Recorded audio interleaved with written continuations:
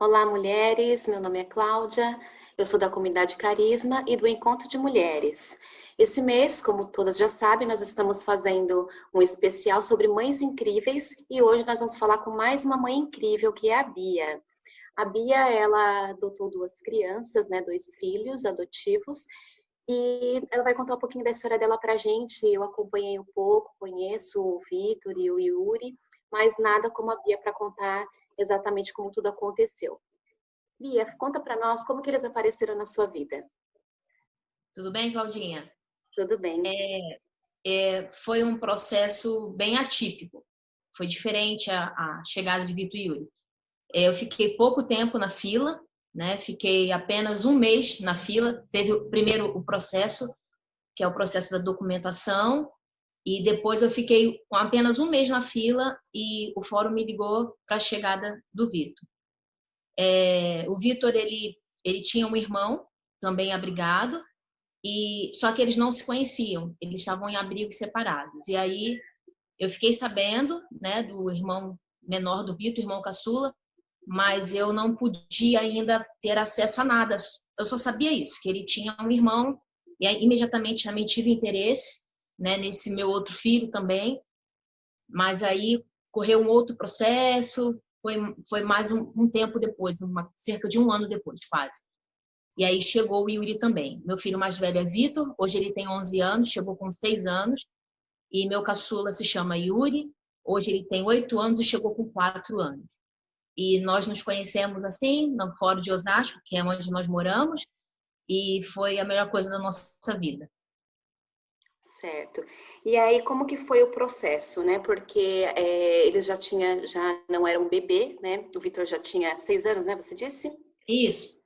Então, como que foi esse processo da adoção tardia, né? Ou como que é esse processo da adoção tardia no Brasil? É assim, no nosso caso, a gente deu entrada no Fórum de Osasco, a gente preencheu toda a papelada, teve aquele processo de visita, de ida ao fórum, entrevista, durou 6 meses. Depois disso, você vai para casa e espera o telefone tocar. Quando você é aprovado, é habilitado, você vai para casa e espera o telefone tocar. Não tem nada que você possa fazer para adiantar, é só esperar. Eu Processo. costumo dizer que é tudo igual de maneira diferente, é uma gravidez, né? Não tem nada que você possa fazer, você vai para casa e vai esperar. No caso de Vitor, eu fiquei, quando acabou todo o processo da papelada, eu achei que ia demorar muito, fiquei muito apreensiva e meu marido sempre teve a forte impressão de Deus que seria rápido e que nosso filho já estava a caminho e realmente foi, o telefone tocou por um mês. A gente foi lá, conversou, é tudo muito gradativo, tem uma conversa, no nosso caso, com a nossa assistente social e com a nossa psicóloga do nosso caso, e aí ela pontua tudo isso com você, ela pontua a história da criança, né? E aí ela pergunta, dá conta? Vamos continuar? Você quer continuar?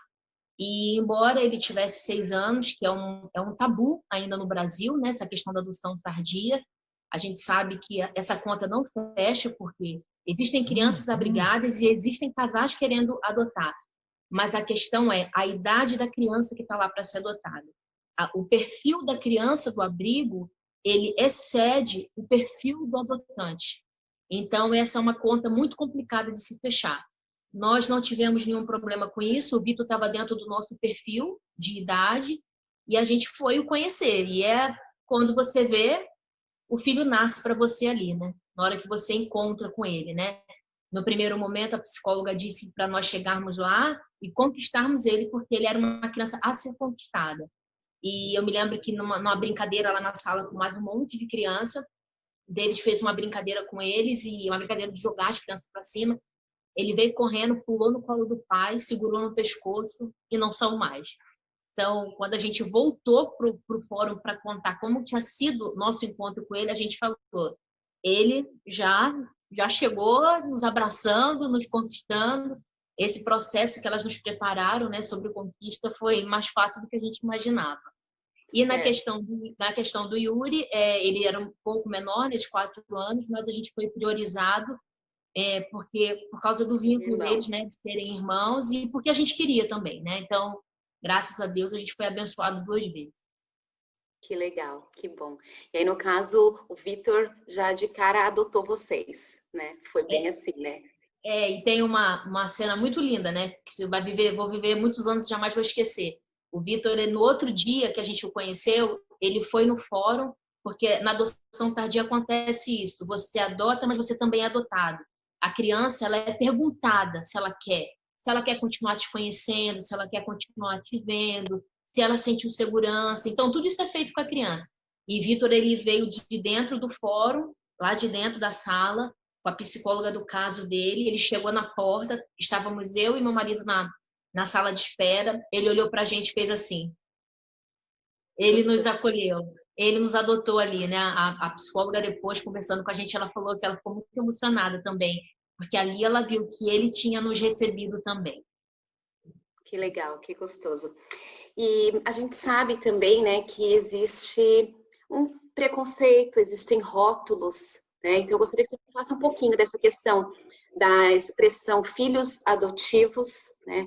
Filhos do coração, vamos dizer assim, e se eles sofreram algum preconceito na escola ou até mesmo na família. Nesse processo todo, a gente recorreu a um grupo de apoio à adoção. Existem alguns aqui em São Paulo e no Brasil todo. A gente foi para o GAASP, é o Grupo de Apoio à Adoção de São Paulo. E lá nesse grupo, eles pontuavam assim, desde a primeira reunião, antes mesmo dos meninos chegarem, eles já pontuavam essas coisas na reunião. Então, esses assuntos, né? Eu não sou mãe adotiva, eu sou mãe, né? Eles não são filhos adotivos, eles são filhos. Então, a família precisa primeiro desconstruir essa linguagem e ajudar as pessoas que estão próximas da gente a também começar a falar essa linguagem adequada, né? Então, quando as pessoas se aproximavam de mim e vinham, às vezes, sem maldade, né? Felizes, assim, e eles falavam para mim, mas você não vai ter seu filho de verdade? E lá no grupo de apoio eu aprendi que eu preciso falar, mas ele é meu filho de verdade. Não, mas eu estou dizendo seu filho mesmo. E aí você tem que dizer, mas ele é meu filho mesmo. Né? Você tem que afirmar isso, ensinando as pessoas como falar. Uma outra questão assim que eu queria também pontuar aqui, que a família também recebe um rótulo de santificação. Então, que também não deixa de ser um preconceito, né? Então, assim, as pessoas olham para a gente, para as famílias, e começam a achar que as famílias são maravilhosas. Os casais, né? Os pais são famílias, são casais maravilhosos, são pais perfeitos. E não existe isso. Nós só é simples, nós só quisemos ter filhos de uma outra maneira, né? Nós só não nos importamos que não tenha nascido da minha barriga. É só isso, nós somos uma família real, como todas as outras. Temos sucesso, temos alegria, nós também temos desafios, temos problemas. Os nossos filhos agora estão fazendo live, aula online, estão dando o mesmo trabalho que qualquer outro filho está dando. É cansativo, como é para qualquer outra mãe, como para qualquer outro pai. Então, assim, esse outro lado também eu aprendi no grupo de adoção, de apoio aos pais. Porque o brasileiro, ele tem a adoção desperta uma emoção muito grande no brasileiro. Apesar das pessoas se abrirem muito pouco para isso, o brasileiro ele fica muito emotivo quando o assunto é adoção. Então, às vezes esse preconceito ele vai por um outro lado que as pessoas não veem como pejorativo, que é, né, essa questão de endeusar a família que resolve adotar. Nós somos uma família real. Os casais que adotam, as pessoas que adotam são pessoas reais. Os filhos do coração são crianças reais, como todas as outras. E a gente precisa desconstruir isso e através dessa linguagem, né? A gente tem que ter esse compromisso. Então, é por aí o caminho. Ok. Tem mais um assunto referente à legalização. Como que funciona? Você disse que você não ficou muito tempo na fila, né? Por conta até mesmo, acredito, do perfil, né? Que você queria, poderia ser irmãos, poderia ser mais velhos, né? Mas a papelada, né? A documentação até chegar, né? Ao momento em que você vai conhecer a criança, em que eles encontraram a criança. Como que é esse processo? Esse processo costuma ser demorado, realmente, e muitas vezes esse processo não é demorado só por causa desse encontro. Às vezes é o perfil, sim, que as pessoas querem. meninas, recém-nascidas e brancas. É um perfil de uma criança que não existe na fila da adoção. É raríssimo acontecer. O perfil da criança é criança acima de 5 anos, com um grupo de irmãos ou com irmãos, na maioria das vezes, e crianças negras. Esse é o perfil da criança, né? Mas também existe uma questão que dificulta um pouco, que não é muito falado, que é a questão do apreço e ainda do desejo pelo filho biológico. Então, quando você vai fazer toda essa papelada, quando você vai fazer toda essa entrevista, quando você vai fazer todo esse processo, eles são muito criteriosos, eles são muito competentes. Então, assim, se lá a equipe técnica do fórum, que é composta por assistente social, psicóloga, se eles perceberem que você ainda tem quer colocar o filho adotivo, o filho do coração, no lugar desse filho biológico, isso dificulta muito as coisas, porque um filho não substitui outro. O lugar do filho que vem pelo meio da adoção é o lugar dele. Ele não vem para ficar no lugar de outro filho. E nem outro filho vem para ficar no lugar dele. Esse lugar é dele. Então, às vezes, tem pessoas que ficam mais tempo na adoção, na fila, porque ela precisa desconstruir esse desejo pelo filho biológico. Então, às vezes, isso torna as coisas mais demoradas um pouco. E também a questão que eu acabei de falar, que é o perfil da criança, né? Que as pessoas precisam se abrir, porque senão essa conta nunca vai fechar. Então é isso aí, Bia. Cada filho tem o seu lugar. O que você usou muitas expressões aí muito importantes, né? Famílias reais, filhos de verdade. Então, o que você tem aí para falar com as famílias que têm esse desejo no coração? Eu tenho para dizer, para falar para vocês que é uma caminhada muito ousada, né? Existe muita cobrança da sociedade, mas se Deus colocou esse desejo no seu coração, se abra para isso. Hoje a gente tem a internet, tem uma infinidade de material para você se apropriar dessa linguagem, se apropriar dessa realidade, e não é impossível, né? É possível.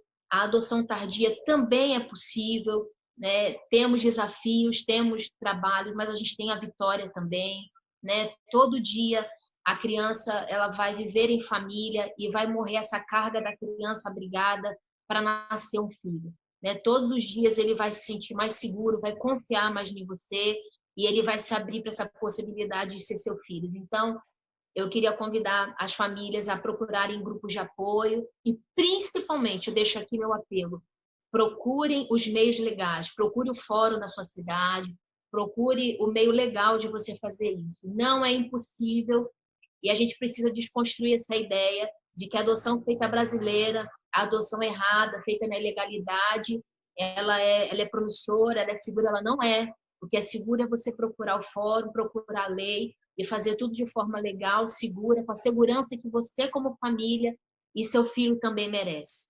Tá bom? Eu deixo esse apelo aqui para vocês. Até mesmo para dar essa segurança para a criança também. Né? Exatamente. Realmente na sua casa, na sua família. Quero agradecer, Bia, pela essa história linda. Eu sou suspeita, né? Porque eu conheço um pouquinho da história de perto, conheço os meninos também. E queria agradecer muito pela sua participação, pela sua contribuição. Mulheres, por favor, nos assistam, curtam lá a nossa página. Temos bastante novidades. Esse mês teve bastante coisa, especialmente aí para as mulheres, para as mães incríveis. E hoje tivemos a história de mais uma mãe incrível. Obrigada, Bia. Tchau, tchau.